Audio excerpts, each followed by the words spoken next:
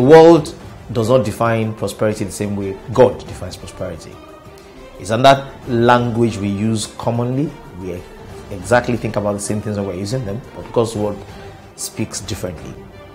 Now, prosperity in God's terms is a state you enter into when your attention and your life is driven by God's agenda.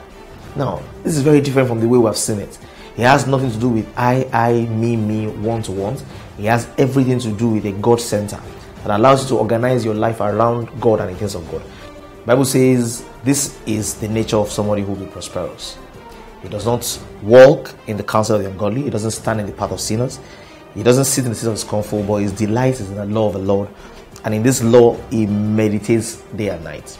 Once this is his reality, he shall be like a tree planted by the rivers of water that brings forth his fruit in season, whose leaves also shall not wither, and whatever he does shall prosper.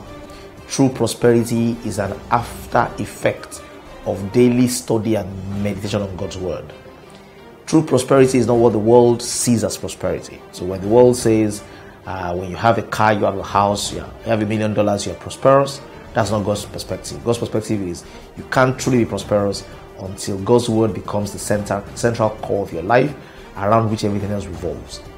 So if you want to enjoy true prosperity, it begins with meditating on God's word and choosing the company that surrounds you. Now, God's word, David was telling his son, he said, observe to do all that the Lord commands. 1 Kings 2:3. Observe also to do all that the Lord commands, and then you will prosper. Prosperity is derived from doing what the Lord commands.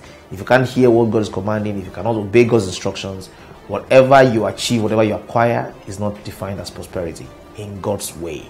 Now, so I want to ask you, what definition have you believed? God's or the world's? Please pay attention.